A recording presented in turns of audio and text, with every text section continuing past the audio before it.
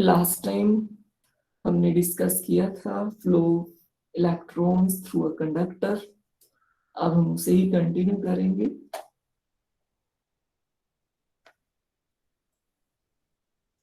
यहाँ पिक्चर में देख सकते हो कि जो प्लस साइन वाली स्फीयर्स हैं वो एटम्स के कर्नल्स को रिप्रेजेंट करती हैं। कर्नल का मतलब है न्यूक्लियस विद इनर इलेक्ट्रॉन्स। अगर किसी भी एटम में से आउटर मोस्ट इलेक्ट्रॉन या फ्री इलेक्ट्रॉन्स रिमूव हो जाए तो जो बचेगा उसको हम कर्नल्स कहेंगे। तो कर्नल्स में बेसिकली जो सबसे मासिव ऑब्जेक्ट है वो तो न्यूक्लियस ही है।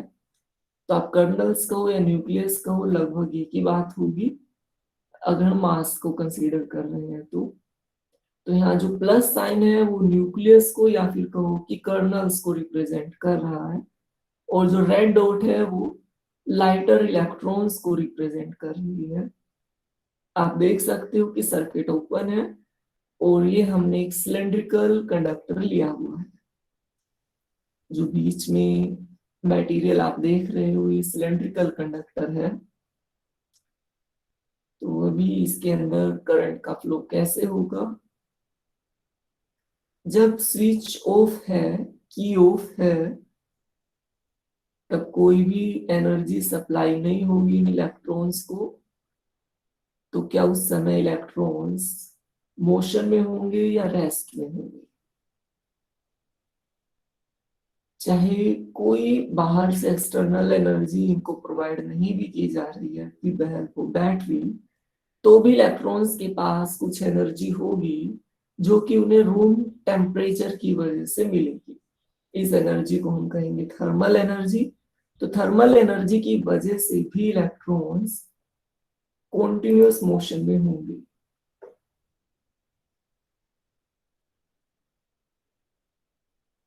तो अभी आप देख सकते हो कि सभी इलेक्ट्रॉन्स कॉन्टिन्यूअसली मोशन में हैं, लेकिन इलेक्ट्रॉन्स के मोशन की जो डायरेक्शन है वो फिक्स नहीं है, रैंडम डायरेक्शंस है, जिगजैग पाथ है। इस एनिमेशन में एक चीज थोड़ा मिसिंग है, वो है न्यूक्लियस की मोशन।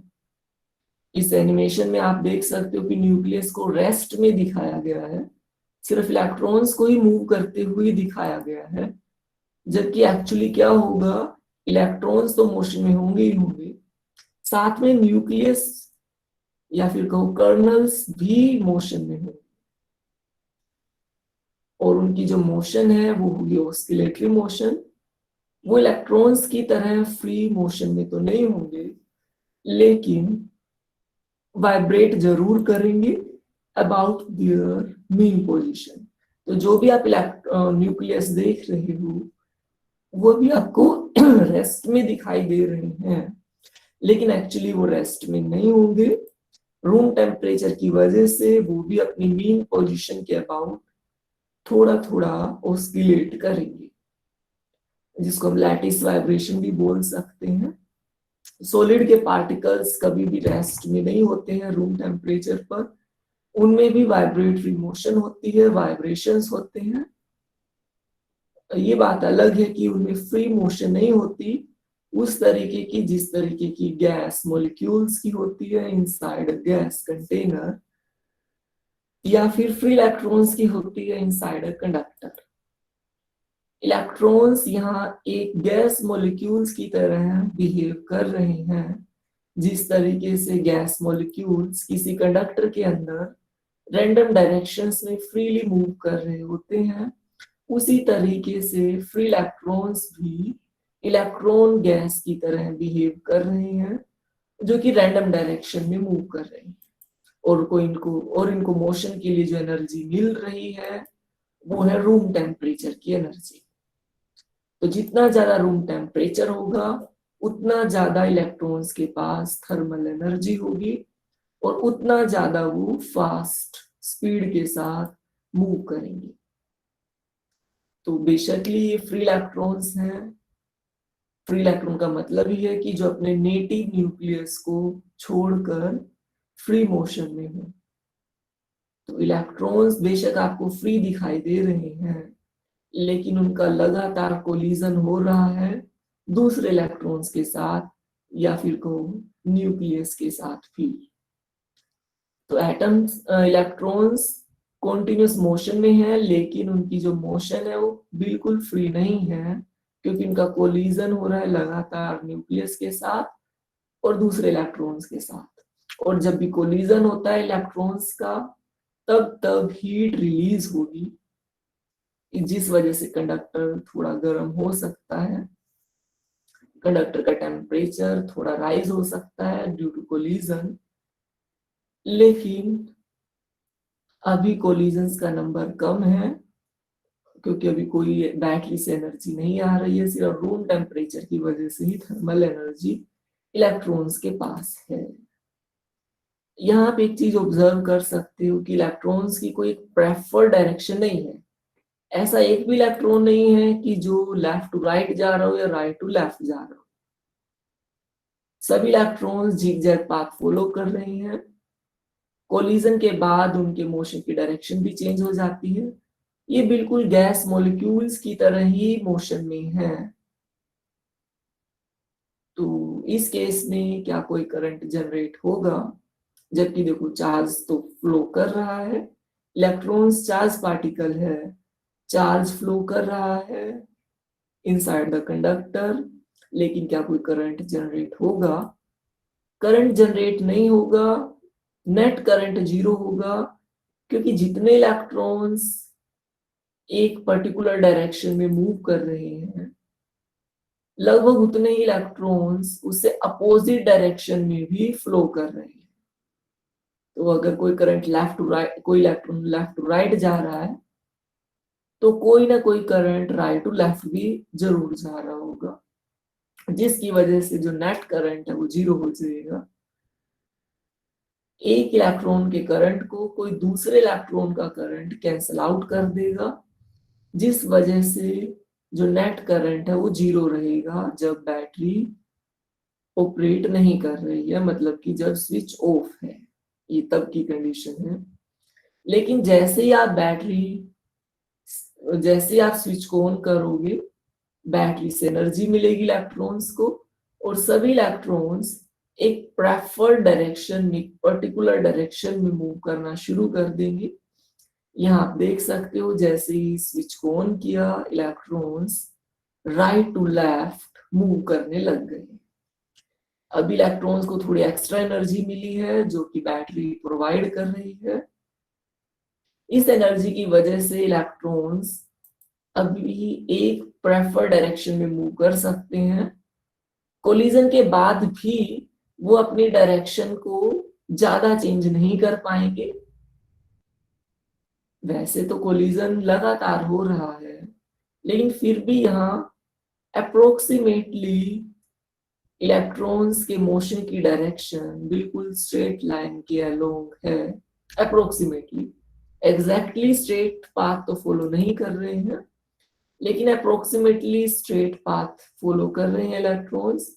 कोलिजन के बाद उनकी डायरेक्शन थोड़ी सी चेंज हो जाती है, लेकिन फिर भी वो ऐसे नहीं कि अपोजिट डायरेक्शन में चले जाएंगे या बिल्कुल 90 डिग्री टर्न कर लेंगे। फिर भी वो उसी प्रेफर्ड डायरेक्शन में ही मूव करते रहेंगे। थोड़ी सी दिक्कत इलेक्ट्रॉन्स को आएगी, क्योंकि कोलिजन्स होंगे न्यूक्लियस के साथ। और यहाँ एक चैलेंज और है इलेक्ट्रॉन्स के फ्लो के लिए, वो है न्यूक्लियस के वाइब्रेशन, क्योंकि न्यूक्लियस भी वाइब्रेट कर रहे हैं कॉन्टिन्यूसली, जो कि एनिमेशन में दिखाया नहीं गया है। तो न्यूक्लियस भी वाइब्रेट करेंगे, जिसकी वजह से और भी ज्यादा अपोजिशन होगी for the flow of electron, and this opposition is known as resistance. तो resistance का मतलब ही है opposition to the flow of electrons inside a conductor. तो यहाँ आप देख सकते हो कि बैटरी एनर्जी प्रोवाइड कर रही है और electrons right to left move कर रहे हैं। अब आपको बताना है करंट की डायरेक्शन क्या होगी, कन्वेंशनल करंट की डायरेक्शन क्या होगी, इलेक्ट्रॉन्स के मोशन की डायरेक्शन है राइट टू लेफ्ट और करंट की डायरेक्शन को हम लेंगे लेफ्ट टू राइट। बेशक यहाँ फ्लो इलेक्ट्रॉन कर रहे हैं, लेकिन हम ये अज्यूम करेंगे कि कोई पॉजिटिवली चार्ज पार्टिकल है जो बिल्कुल इलेक्ट्रॉन की तरह ही है। हर एक प्रॉपर्टी में सिर्फ उसका चार्ज पॉजिटिव है। ऐसा वर्चुअल पार्टिकल्स हैं जो कि लेफ्ट टू राइट मूव कर रहे हैं, ये हम अज्यूम करेंगे। और हम करंट की जो डायरेक्शन है उन वर्चुअल पार्टिकल्स के मोशन की अलोंग ही लेंगे, मोशन की डायरेक्शन के अलोंग ही लेंगे। यहाँ रियल पार्टिकल तो इलेक्ट्रॉन्स हैं, लेकिन हम यहाँ वर्चुअल पार्टिकल्स अज्यूम करेंगे जो कि पॉजिटिव चार्ज गेन किए हुए हैं, अटेन किए हुए हैं। तो इलेक्ट्रॉन अगर left to right to left जा रहा है और जो वर्चुअल पॉजिटिव चार्ज पार्टिकल है वो लेफ्ट टू राइट जा रहा है, तो सेम करंट प्रोड्यूस होगा। तो इस वजह से हम करंट की डायरेक्शन को हमेशा पॉजिटिवली चार्ज पार्टिकल के मोशन की डायरेक्शन के अलोंग ही लेंगे, चाहे मोशन में नेगेटिवली चार्ज इलेक्ट्रॉन ही क्यों ना हो। लेकिन करंट की डायरेक्शन हमेशा हम इलेक्ट्रॉन्स के मोशन की डायरेक्शन के अपोजिट ही लेंगे। तो इस सर्किट में इलेक्ट्रॉन मूव कर रहा है right to left inside a conductor, और जबकि करंट फ्लो कर रहा है from left to right, conventional current. तो अभी हम इसको थोड़ा एक और एनिमेशन के जरिए समझते हैं।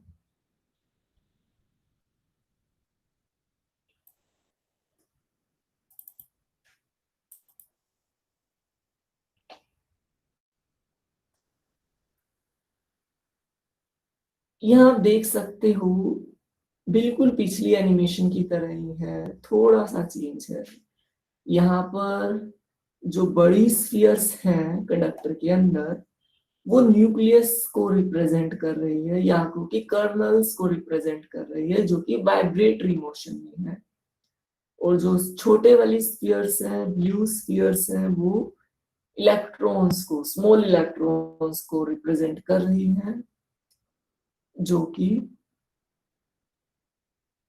एक प्रेफर डायरेक्शन में मूव कर रहे हैं।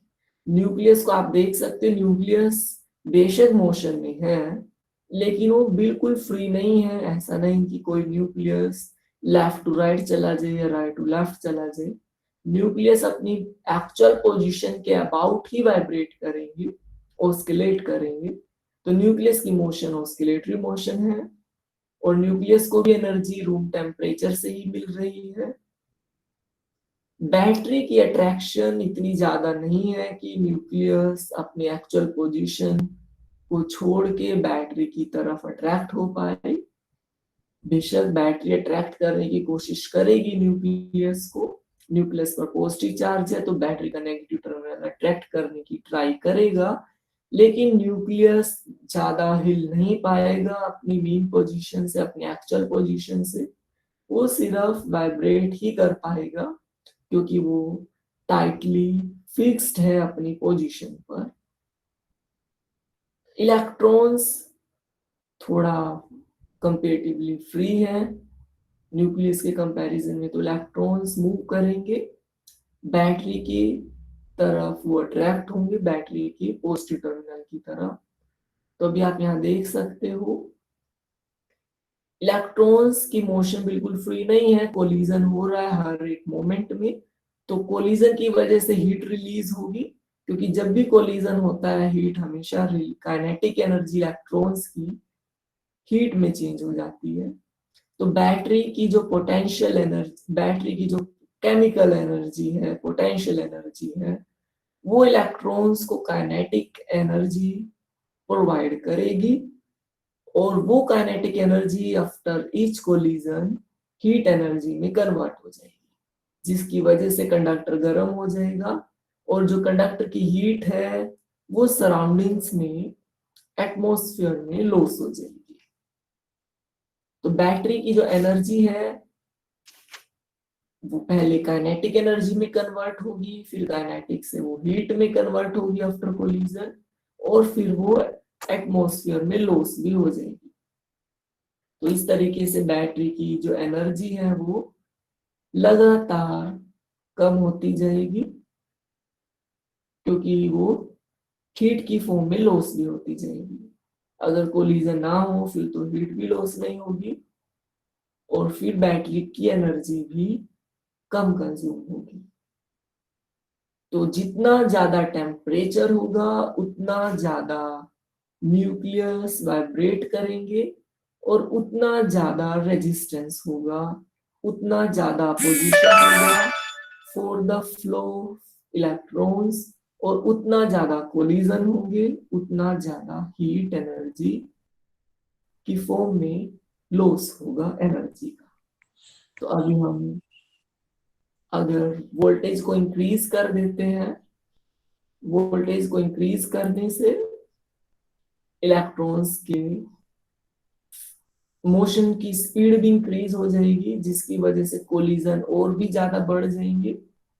कोलिजन बढ़ेंगे तो कंडक्टर और भी ज्यादा गर्म हो जाएगा, क्योंकि जितनी ज्यादा कोलिजन उतनी ज्यादा हीट प्रोड्यूस होगी, उतने ज्यादा कोलिजन होंगे उतनी ज्यादा हीट प्रोड्यूस होगी। तो कोलिजन्स बढ़ेंगे, अगर आप वोल्टेज को इंक्रीज करोगे तो नंबर ऑफ कोलिजन्स बढ़ेंगे, नंबर ऑफ कोलिजन्स बढ़ेंगे तो फिर रेजिस्टेंस भी बढ़ेगा।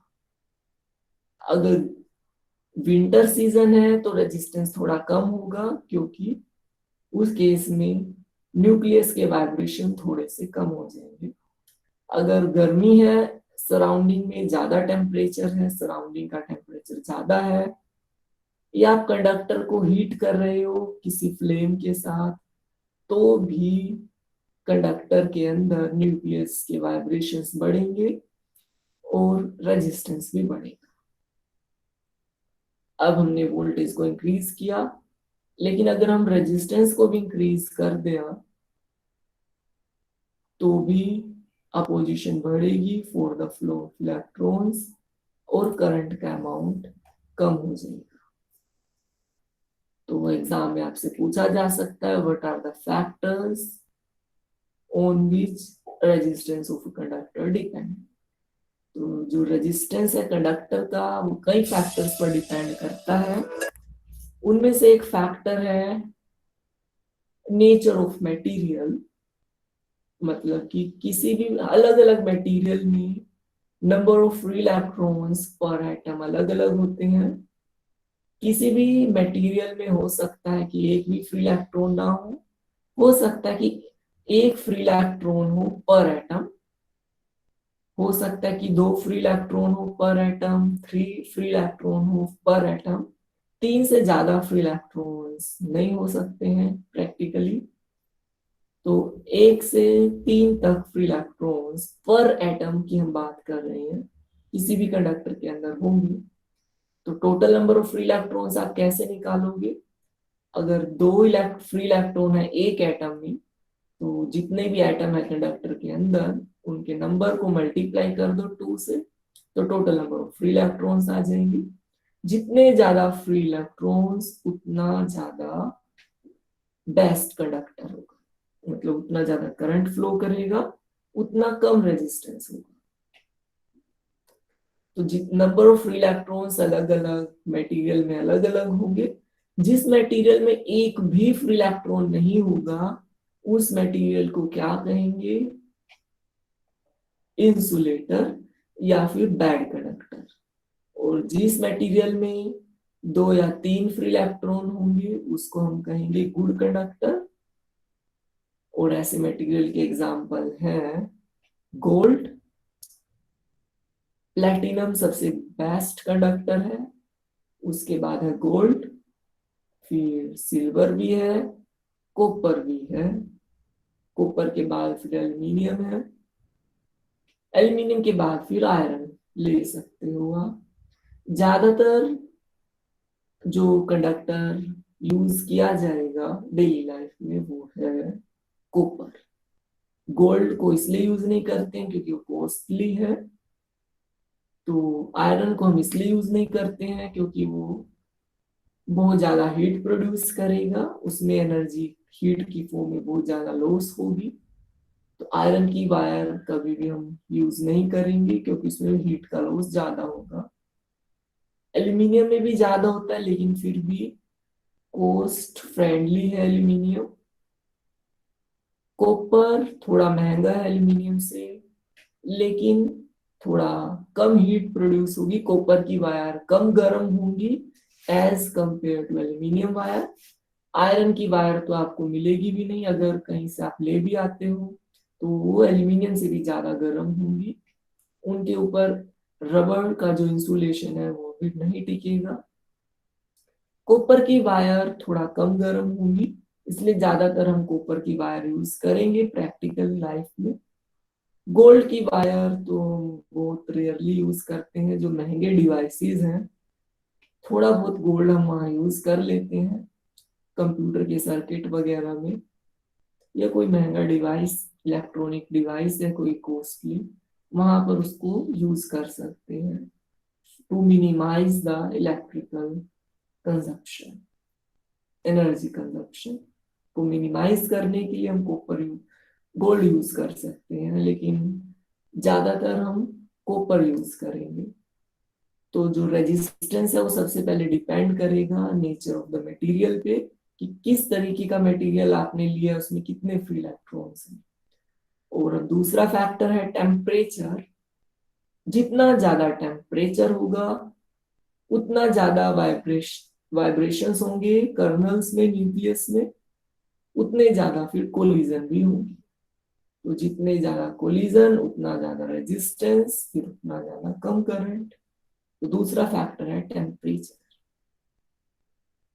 तो ये दो फैक्टर हैं जो कि रेजिस्टेंस को अफेक्ट करेंगे किसी भी कंडक्टर के। वोल्टेज को इंक्रीज करने से कोलिजन्स बढ़ जाते हैं, जिससे कि टेम्परेचर राइज हो जाता है, फिर टेम्परेचर राइज होने से फिर रेजिस्टेंस बढ़ जाता है। तो अगर आप कोई अप्लायंस यूज कर रहे हो तो उसका रेजिस्टेंस सेम नहीं रहेगा। शुरू में रेजिस्टेंस कम होगा, जैसे जैसे वो गर्म होता जाएगा उसका रेजिस्टेंस भी बढ़ता जाएगा। तो जितना ज्यादा कंडक्टर गर्म होगा उतना ज्यादा रेजिस्टेंस होगा, उतना ज्यादा अपोजिशन होगी फॉर द फ्लो इलेक्ट्रॉन्स। तो आज हमने डिस्कस किया रेजिस्टेंस के बारे में, cause of resistance and how to minimise resistance. उसके लिए आपको प्रॉपर मटेरियल यूज करना चाहिए। आप ऐसा मटेरियल चूज कीजिए जिससे आपकी कॉस्ट कटिंग भी हो, खर्चा भी कम आए और हीट का लॉस भी कम हो। तो कॉपर ऐसा मटेरियल है जो ज्यादा महंगा भी नहीं है गोल्ड की तरह, प्लेटिनम की तरह, और हीट लॉस भी कम है। एनर्जी का हीट की फॉर्म में लॉस भी बहुत कम होगा। तो ये थे factors affecting resistance of a conductor. तो अभी हम कुछ क्वेरी लेते हैं।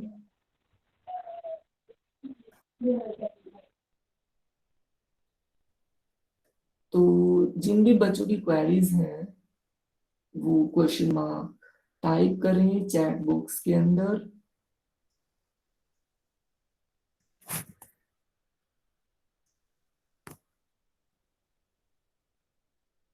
जिस भी बच्चे की क्वेरी है वो चैट बॉक्स में क्वेश्चन मार्क पुट करे, या फिर अपने को अनम्यूट करके आप अपनी क्वेरीज डिस्कस कर सकते हो।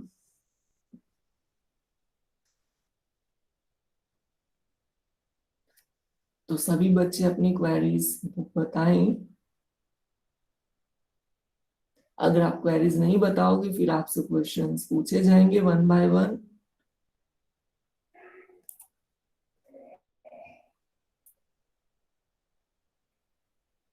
तो कुछ बच्चों ने चैट बॉक्स में ऐसे क्वेश्चंस लिखे हैं जो आपको अपने आप ही पता चल जाएंगे, थोड़ा सा एफर्ट्स करोगे आप।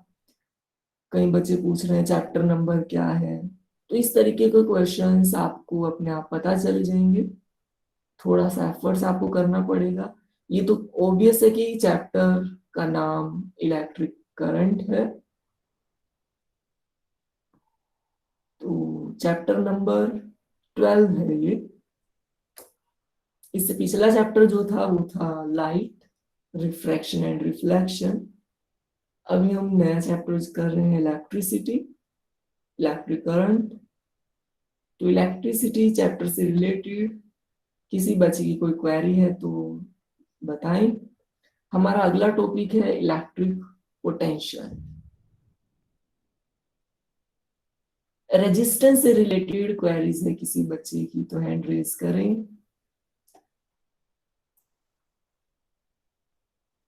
ऑनलाइन क्लासेस में एक तो ये है कि बच्चे गूंगे बन के बैठ जाते हैं, उनसे कुछ पूछें भी तो भी खुद को अनम्यूट नहीं करते हैं।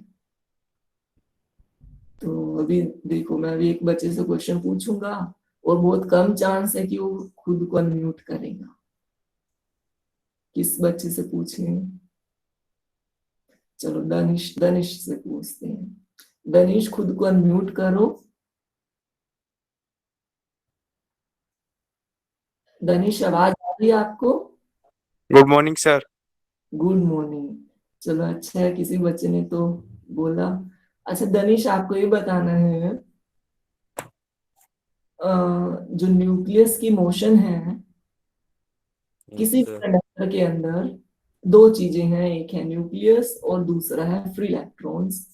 तो दोनों की मोशन में डिफरेंस क्या है? कंडीशन ये है कि आपने स्विच को ऑन ऑफ किया हुआ है, आप कोई बैटरी को कनेक्ट नहीं किया हुआ है आपने कंडक्टर के साथ। तो क्या कोई मोशन होगी कंडक्टर के अंदर इलेक्ट्रॉन्स और न्यूक्लियस की? बता सकते हो दनिश? कौन बच्चा बताएगा? वो खुद को अनम्यूट करे और बताए, कोई भी बच्चा बताए खुद को अनम्यूट करके।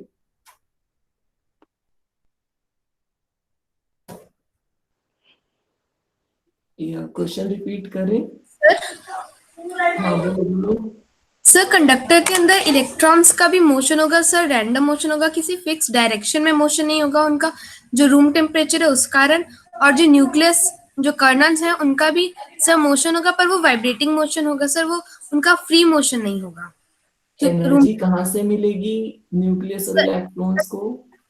Sir thermal energy, room temperature से। क्योंकि मोशन के लिए कुछ ना कुछ एनर्जी चाहिए, वो यस रूम टेम्परेचर से उनको मिल जाएगी। आपका नाम क्या है? सर, वानी। वानी। चलो आपका अच्छा रिप्लाई रहा। कोई भी बच्चे बोलने से पहले एक बार अपना नाम जरूर बताए, उसके बाद आप अपनी क्वेरी या आंसर बताएं। ओके, तो अभी अगला क्वेश्चन पूछते हैं आदित्य से। आदित्य आप बताइए, टेम्परेचर राइज करने से रेजिस्टेंस पर क्या इफेक्ट पड़ेगा? How is resistance of a conductor affected with the rise in temperature of the surrounding? बता सकते हो आदित्य? सर करंट और फ्लो करेगा। मतलब टेम्परेचर अगर राइज कर जाए तो करंट कम हो जाएगा या बढ़ जाएगा? सर फ्लो करेगा और मतलब इंक्रीज हो जाएगा? No sir. टेम्परेचर राइज करने से क्या होगा ये आपको बताना है। अमृता, आप बता सकते हो? टेम्परेचर राइज हो गया, अब कंडक्टर के अंदर क्या होगा? न्यूक्लियस इलेक्ट्रॉन्स के साथ क्या होगा? रेजिस्टेंस बढ़ेगा या घटेगा? करंट बढ़ेगा या घटेगा? आपको ये बताना है with the rise of temperature. Arpita, आप बता सकते हो?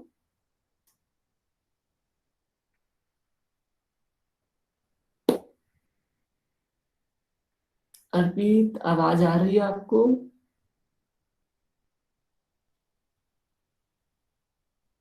कोई भी बच्चा बताए, फिर हम अगला टॉपिक कंटिन्यू करेंगे।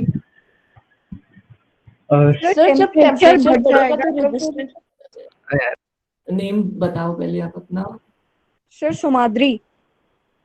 हाँ सुमाद्री, आप बताइए। सर अगर टेम्परेचर बढ़ जाएगा तो इलेक्ट्रॉन्स को और एनर्जी मिल जाएगी फ्लो करने के लिए और रेजिस्टेंस तो कम हो जाएगा। इलेक्ट्रॉन्स को एनर्जी तो मिलेगी, लेकिन वो एनर्जी ऐसी नहीं है पर्टिकुलर डायरेक्शन में स्ट्रेट लाइन मोशन हो। रैंडम डायरेक्शंस में अलग अलग इलेक्ट्रॉन्स मूव करेंगे। नेट करंट तो देखिए जीरो ही रहेगा, क्योंकि बैटरी कनेक्टेड नहीं है। बेशक रूम टेम्परेचर राइज होने से इलेक्ट्रॉन्स की एनर्जी बढ़ेगी, न्यूक्लियस की भी एनर्जी बढ़ेगी, तो मोशन बढ़ेगा, इलेक्ट्रॉन्स और न्यूक्लियस में मोशन इंक्रीज हो जाएगी, लेकिन करंट अभी भी जीरो ही रहेगा। रेजिस्टेंस बेशक बढ़ जाएगा, लेकिन करंट अभी भी जीरो ही रहेगा, क्योंकि जितने इलेक्ट्रॉन्स लेफ्ट टू राइट जाएंगे उतने ही राइट टू लेफ्ट, जितने इलेक्ट्रॉन्स अप टू डाउन उतने ही डाउन टू अप। तो जितने इलेक्ट्रॉन्स एक पर्टिकुलर डायरेक्शन में मूव करेंगे उतने ही इलेक्ट्रॉन्स अपोजिट डायरेक्शन में भी मूव कर रहे होंगे। तो इसलिए नेट करंट तो जीरो ही रहने वाला है। लेकिन अगर बैटरी को ऑन कर दिया जाए, अब टेम्परेचर का क्या इफेक्ट पड़ेगा ये आपको बताना है। बैटरी को ऑन कर दिया गया है। अब बैटरी को ऑन करने के बाद हमने दो रीडिंग ली करंट की, एक लो टेम्परेचर पर एक हाई टेम्परेचर पर। वोल्टेज दोनों ही केस में सपोज करो 12 वोल्ट है। टेम्परेचर एक में लो है एक में हाई है, तो किस केस में रेजिस्टेंस ज्यादा होगा आपको ये बताना है।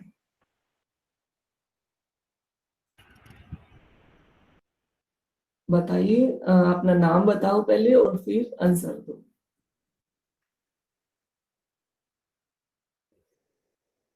बैटरी कनेक्टेड है, दो केस हमने लिए हैं। एक बैटरी कनेक्टेड है, दोनों ही केसेस में 12 वोल्ट वोल्टेज है। टेम्परेचर एक केस में लो है एक में हाई है। आपको बताना है किस केस में रेजिस्टेंस ज्यादा होगा। सर जिसमें टेम्परेचर ज्यादा होगा उसमें रेजिस्टेंस भी ज्यादा होगा। कोज, रीजन, रीजन दो अर्पित।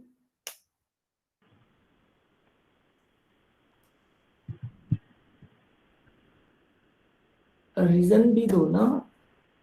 सर जो नंबर ऑफ फोटॉन्स होंगे वो इलेक्ट्रॉन के साथ कोलाइड कर जाएंगे और सर वो मिलकर नंबर ऑफ प्रोटॉन्स क्या कोलाइड करेंगे इलेक्ट्रॉन्स के साथ? इलेक्ट्रॉन के साथ से जब वो कोलाइड करेंगे तो रेजिस्टेंस पूरा बढ़ जाएगा। इलेक्ट्रॉन्स का कोलिजन किसके साथ होगा? इलेक्ट्रॉन्स का फोनॉन्स के कोलिजन साथ। प्रोटॉन के साथ। नो सर, फोनॉन्स के साथ। अच्छा, फोनॉन्स के साथ। लेकिन अभी 10th में आप फोनोन वर्ड यूज नहीं करोगे, आप सिंपली कर्नल्स वर्ड यूज करो या फिर आप न्यूक्लियस वर्ड यूज करो। फोनोन वर्ड आप ग्रेजुएशन में ही यूज करना। फिलहाल Okay, आप 10th में आप यही कहोगे कि इलेक्ट्रॉन्स का कोलिजन होगा न्यूक्लियस के साथ या फिर कर्नल्स के साथ, और जितना ज्यादा टेम्परेचर उतना ज्यादा न्यूक्लियस वाइब्रेट करेंगे और फिर उतना ज्यादा मुश्किल होगा इलेक्ट्रॉन को न्यूक्लियस के पास से निकल जाना। तो कोलिजन के चांसेस वो ज्यादा बढ़ जाएंगे टेम्परेचर राइज करने से, तो रेजिस्टेंस भी काफी बढ़ जाएगा। तो रेजिस्टेंस बढ़ेगा तो ऑब्वियसली करंट कम हो जाएगा। तो अभी किसी बच्चे की कोई क्वेरी है तो खुद को म्यूट करें, अदरवाइज हम अगले टॉपिक पर चलते हैं जो कि है इलेक्ट्रिक पोटेंशियल। छोटा सा टॉपिक है इलेक्ट्रिक पोटेंशियल आज के लिए, उसकी डिटेल कल करेंगे या नेक्स्ट क्लास में करेंगे।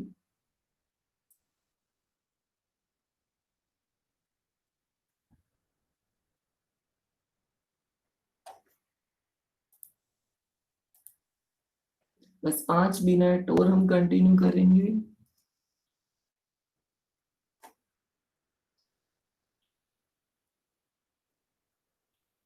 यहाँ आप देख सकते हो यहाँ कंपेयर किया गया है वाटर करंट और इलेक्ट्रिक करंट को।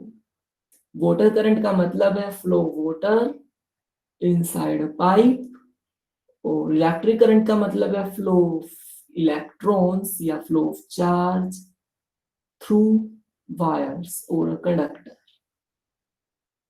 वाटर करंट के फ्लो के लिए जो एनर्जी चाहिए वो मिलेगी आपको पंप से। पंप एनर्जी प्रोवाइड करेगा वाटर के फ्लो के लिए। इसी तरीके से बैटरी एनर्जी प्रोवाइड करेगी इलेक्ट्रॉन्स के फ्लो के लिए। वाटर मॉलिक्यूल्स को एनर्जी मिलेगी पंप से, इलेक्ट्रॉन्स को एनर्जी, फ्री इलेक्ट्रॉन्स को एनर्जी मिलेगी बैटरी से। एक चीज आपको नोट करनी है कि सिर्फ फ्री इलेक्ट्रॉन्स बैटरी की एनर्जी से मूव करेंगे। जो इनर इलेक्ट्रॉन्स हैं या न्यूक्लियस है उनको मूव, उनकी पोजीशन से हिलाने के लिए जो एनर्जी चाहिए उतनी एनर्जी बैटरी प्रोवाइड नहीं कर पाएगी। सिर्फ फ्री इलेक्ट्रॉन्स के मतलब की एनर्जी ही बैटरी प्रोवाइड कर पाएगी। तो यहाँ पर आप देख सकते हो जैसे कि एक इलेक्ट्रिक सर्किट है और एक तरीके का वाटर सर्किट है। यहाँ पर फैन लगाया गया है जिसमें एनर्जी कंज्यूम होगी, फैन में एनर्जी कंज्यूम होती है, और यहाँ पर टरबाइन लगाया गया है जिसमें वाटर की एनर्जी कंज्यूम होगी। वाटर को पंप काइनेटिक एनर्जी प्रोवाइड करेगा, और जो टरबाइन लगाया गया है जो कि किसी जनरेटर के साथ अटैच होता है, जनरेटर की कोयल के साथ, जो कि इलेक्ट्रिसिटी प्रोड्यूस करेगा।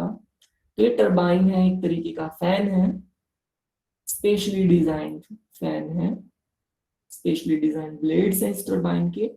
जैसे ही वाटर फ्लो करेगा इस टरबाइन पर, ये रोटेट करना शुरू कर देगा और इससे अटैच जनरेटर की कोयल में फिर करंट प्रोड्यूस होगा।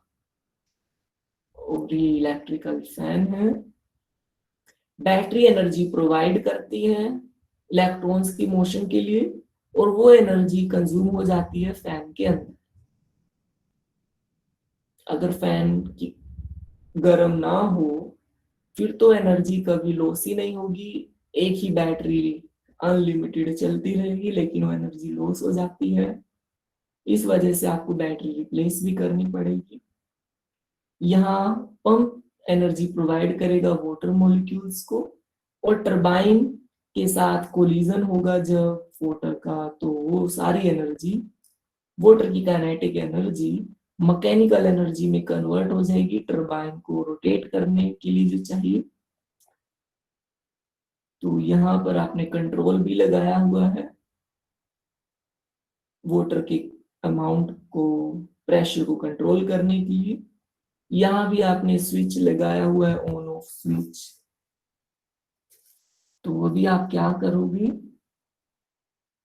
आपको नोट क्या करना है कि जो इलेक्ट्रॉन है उसको एनर्जी चाहिए बैटरी के एक टर्मिनल से दूसरे टर्मिनल तक जाने के लिए। आप एक चीज ऑब्जर्व कर सकते हो, बैटरी के नेगेटिव टर्मिनल से इलेक्ट्रॉन निकलेगा और वो पॉजिटिव टर्मिनल में री एंटर करेगा। रास्ते में बहुत ज्यादा अपोजिशन भी होगी और वो अपनी एनर्जी भी लूज करेगा in the form of heat after each collision. अगर एक कूलम चार्ज पार्टिकल्स, 1 कूलम के इक्विवेलेंट चार्ज पार्टिकल यानी कि इलेक्ट्रॉन्स बैटरी के नेगेटिव टर्मिनल से निकलकर वापस पॉजिटिव टर्मिनल में एंटर कर जाते हैं आफ्टर कंप्लीट साइकिल, पूरा सर्किट का राउंड लगा के, तो जो एनर्जी कंज्यूम होगी बैटरी की उसको हम कहेंगे electric potential of the battery, या फिर कहेंगे potential difference of the battery, या कहेंगे voltage of the battery. Potential difference और वोल्टेज दोनों एक ही बात है। तो यहां आप देख सकते हो 1 कूलम चार्ज बहुत सारे इलेक्ट्रॉन्स मिलकर एक्यूमुलेट करेंगे एक इलेक्ट्रॉन पर तो बहुत कम चार्ज होगा, 1.6 इंटू 10⁻⁻19 कूलम, मतलब 0.01 कूलम से भी कम चार्ज होता है एक इलेक्ट्रॉन के पास। तो बिलियंस ऑफ इलेक्ट्रॉन्स जब बैटरी के नेगेटिव टर्मिनल से निकल कर कंडक्टर के थ्रू पॉजिटिव टर्मिनल में एंटर करेंगे 1 कूलम चार्ज के इक्विवेलेंट, तो जो जितनी एनर्जी कंज्यूम होगी by the battery, that energy is known as voltage of the battery. तो पोटेंशियल डिफरेंस की डेफिनेशन आपको यहां से मिल जाएगी। एक कूलम चार्ज को पूरा सर्किट घुमाने के लिए जितनी एनर्जी चाहिए या जितनी एनर्जी बैटरी प्रोवाइड करेगी, उस एनर्जी को हम कहेंगे potential difference of the between the terminals of the battery या फिर वोल्टेज ऑफ द बैटरी। तो वोल्टेज का मतलब ही है उतनी एनर्जी जितनी चाहिए एक कूलम इलेक्ट्रॉन्स को पूरा सर्किट घुमाने के लिए। पूरा सर्किट का मतलब negative terminal to positive terminal, तो उतनी एनर्जी को हम फिर वोल्टेज कहेंगे। तो पोटेंशियल डिफरेंस की दो डेफिनेशंस हैं, एक है इलेक्ट्रिक सर्किट के कॉन्टेक्स्ट में, बैटरी के कॉन्टेक्स्ट में, जो कि अभी हमने डिस्कस की। दूसरी डेफिनेशन है फ्री चार्ज पार्टिकल्स के कॉन्टेक्स्ट में, वो हम नेक्स्ट क्लास में डिस्कस करेंगे। इस क्लास में आपको इलेक्ट्रिक सर्किट के कॉन्टेक्स्ट वाली डेफिनेशन लिखनी है। जो दूसरी डेफिनेशन है वो हम नेक्स्ट क्लास में डिस्कस करेंगे। तो अभी चलने से पहले किसी बच्चे की कोई क्वेरी है तो जल्दी से बताएं। हैंड क्वेश्चन मार्क सेंड करें, टेक्स्ट में आप भेज सकते हो या फिर आप खुद को म्यूट करके भी अपनी क्वेरी बता सकते हो। तो आगे से जो भी बच्चा क्वेरी पूछेगा क्लास के दौरान, तो उसका नाम नोट करेंगे और उसको पॉइंट्स देंगे। तो जो बच्चा जितनी अच्छी क्वेरी पूछेगा उसको उतने ज्यादा पॉइंट्स मिलेंगे, और उसका रिकॉर्ड मेंटेन करेंगे कि किस बच्चे ने कितनी क्वेरी पूछी और कितने क्वेरी और कितने रिप्लाईज किए। तो हर एक बच्चे को मौका मिलेगा। तो जिन बच्चों को मौका नहीं मिल पाएगा लाइव क्लास के दौरान, तो फिर उनको असाइनमेंट्स भेजेंगे छोटी सी 10-15 मिनट की। तो वो अगर वो सबमिट कर देते हैं तो उनको भी पॉइंट्स मिलेंगे। तो जो बच्चा जितनी अच्छी क्वेरीज पूछेगा उतने ज्यादा पॉइंट्स आपको मिलेंगे आउट ऑफ 10। तो थोड़े 1 वीक के बाद फिर जो क्वेरीज के पॉइंट्स हैं वो भी आपको डिक्लेयर करेंगे। तो ये इसलिए ताकि ज्यादा से ज्यादा बच्चे क्वेश्चंस पूछें और ध्यान से सुने। नहीं तो क्या होता है, लाइव क्लास के दौरान बच्चे और एक्टिविटीज कर रहे होते हैं, कोई नाश्ता कर रहा होता है क्लास के दौरान, कोई टीवी भी देख रहा होता है, कोई म्यूजिक भी सुन रहा होता है, तो कोई अलग अलग एक्टिविटी कर रहा होता है, कोई तो वॉक पे होता है, साथ में क्लास भी ज्वाइन किए होता है ईयरफोन से। तो सभी तरह के बच्चे ऑनलाइन क्लास में मिलेंगे। तो अभी जाने से पहले एक बार सभी बच्चों के नाम मैं रिपीट कर देता हूँ अटेंडेंस के पर्पज से। अभिनव, अभ्युदय, आदित्य, अखिलेश, अमृता, अर्पित, Aryan, Harsh, Manvi, Nikhil, Om, Rahul Kumar, Rahul Sharma, Sneha Kumari, Sumadri. Have a nice day.